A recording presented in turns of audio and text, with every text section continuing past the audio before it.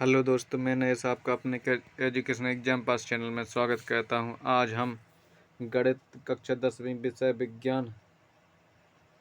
विषय विज्ञान पाठ 8 जीव जनन कैसे कहते हैं। जीव जनन कैसे कहते हैं, यह पाठ बहुत ही ज़्यादा इम्पोर्टेंट है और यह हमारा सुपर फास्ट रिवीजन का भी भाग है।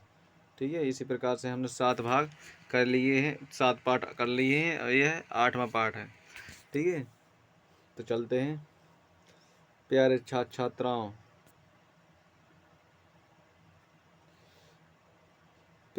छात्राओं से निवेदन करता हूं कि हमारे चैनल एजुकेशन एग्जाम पास नरेश कुमार को सब्सक्राइब जरूर करें। धन्यवाद। तो क्वेश्चन पाठ का नाम क्या है? पाठ का नाम है जीव जनन। जीव जनन कैसे करते हैं। ठीक, क्वेश्चन नंबर पहला है लैंगिक जनन। जनन से किससे कहते हैं, समझाइए। इस जनन विधि में जीवों में विशिष्ट प्रकार की जनन कोशिकाओं का निर्माण होता है। इन जनन कोशिकाओं को युग्मक कहते हैं। क्या कहते हैं? युग्मक कहते हैं। युग्मक दो प्रकार के होते हैं, नर युग्मक तथा मादा युग्मक। युग्मक कितने प्रकार के? दो प्रकार के, नर युग्मक और मादा युग्मक। ठीक है, इसी प्रकार से दोनों युग्मकों के संयोजन के युग्मज बनता है। मतलब दोनों जब जुड़ जाते हैं तो युग्मनज बनता है। युग्मनज नई संतति को उत्पन्न करता है। नई संतति को उत्पन्न करता है। जैसे मेल प्लस फीमेल, जब मेल और फीमेल का संयोग होता है तो वहाँ से एक युग्मज बनता है जो नई संतति को उत्पन्न करता है। अधिकांश उच्च श्रेणी के पादप एवं प्राणियों में लैंगिक जनन प्रजनन को मुख्य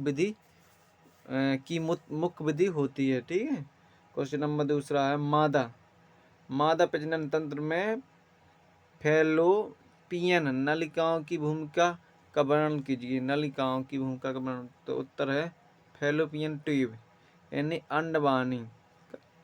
इसमें अंडवाहिनी कोशिकाओं का निषेचन होता है और युग्मनज को गर्भाशय में प्रेरित कर देती हैं। ठीक है, तो क्वेश्चन नंबर अगला है अमीबा में द्विखंडन विधि को समझाइए। ठीक है, यह बोर्ड परीक्षा 2019 में भी आया था। तो अमीबा में द्विखंडन विधि में सर्वप्रथम कोशिका द्रव में वृद्धि होती है। कहाँ होती है? कोशिका द्रव में वृद्धि होती है और फिर लिखा है और फिर केंद्रक का आकार बढ़ता है तथा केंद्रक और कोशिका द्रव विभाजित होकर दो भागों में विभाजित हो जाता है और दो जंतुओं का निर्माण होता है। कितने जंतुओं का होता है? दो जंतुओं का निर्माण होता है। क्वेश्चन नंबर चौथा है अलैंगिक जनन की अपेक्षा लैंगिक जनन के क्या लाभ हैं। लैंगिक जनन के लाभ। लैंगिक जनन में संतति में गुणों के विकास की संभावना होती है और परंतु अलैंगिक जनन में नहीं होती। नवीन संतति में विभिन्नता का विकास होता है लेकिन अलैंगिक जनन में नहीं। लैंगिक जनन के फलस्वरूप उत्पन्न विभिन्नताओं उस स्पीशीज के अस्तित्व को बनाए रखने में सहायक होती हैं जो अलैंगिक जनन में संभव नहीं है। अतः अलैंगिक जनन की अपेक्षा लैंगिक जनन के अनेक लाभ हैं। क्या है? अनेक लाभ हैं। ठीक है, अतः अलैंगिक जनन की अपेक्षा लैंगिक जनन के अनेक लाभ हैं। बस हो गए।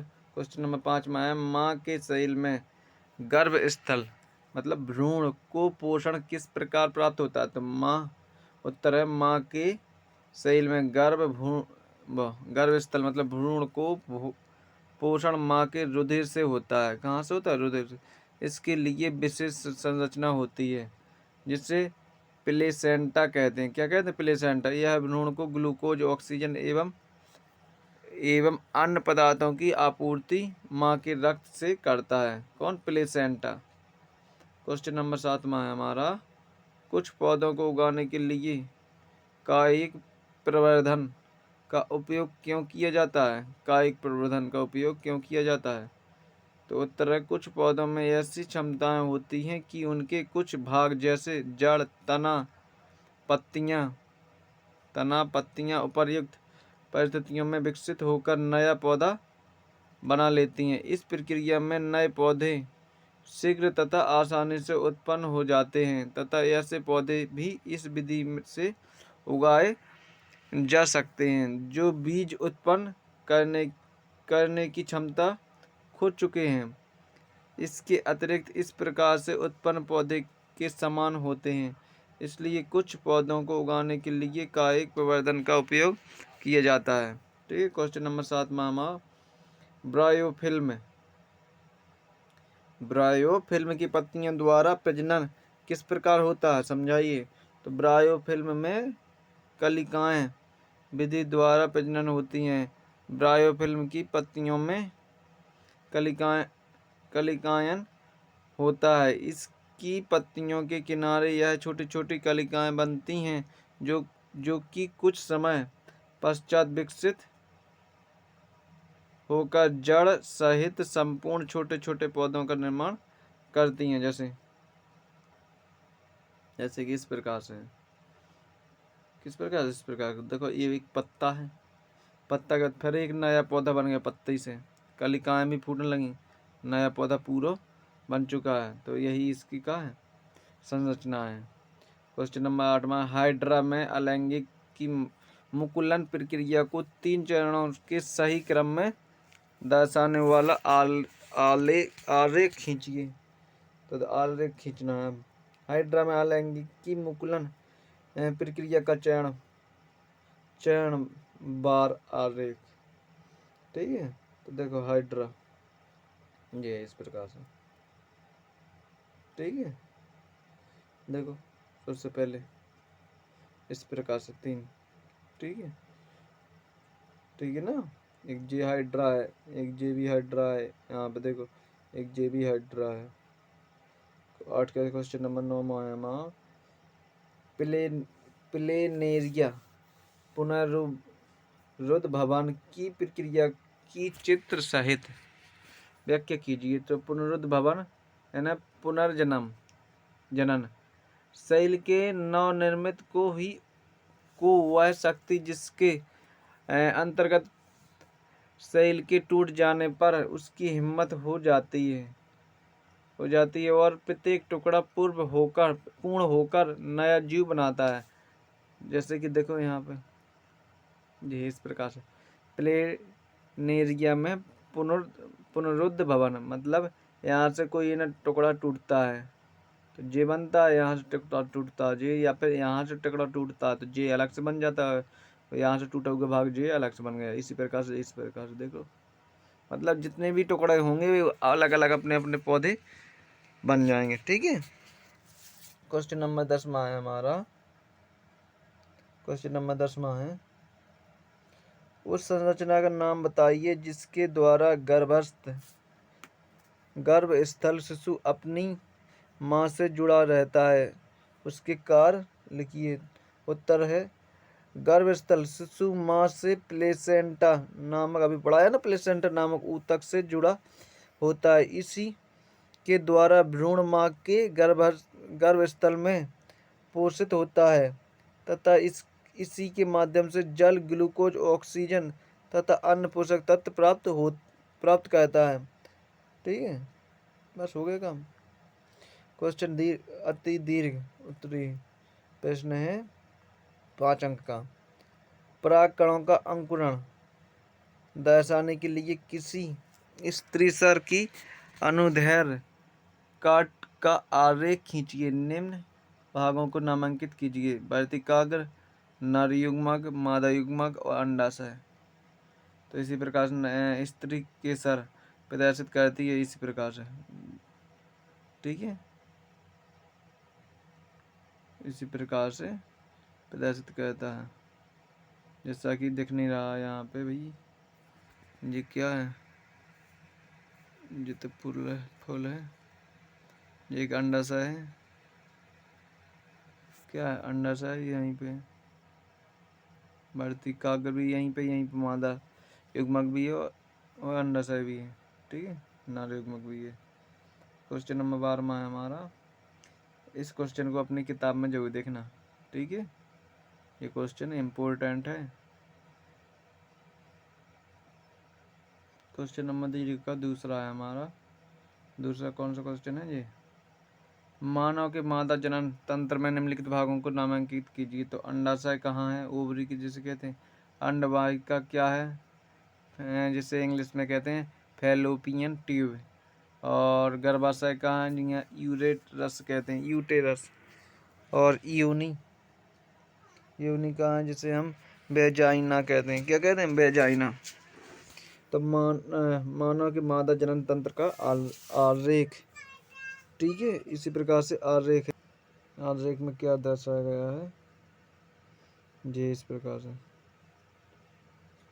क्या ये भैया इस प्रकार से, ये यूनी है, यूनी, ठीक है। और ये क्या? गर्भाशय। ये अंडाशय, क्या है? अंडाशय। और ये है अंडवाहिका, क्या है? ये अंडवाहिका है, ये अंडाशय है, और ये गर्भाशय है, ठीक है।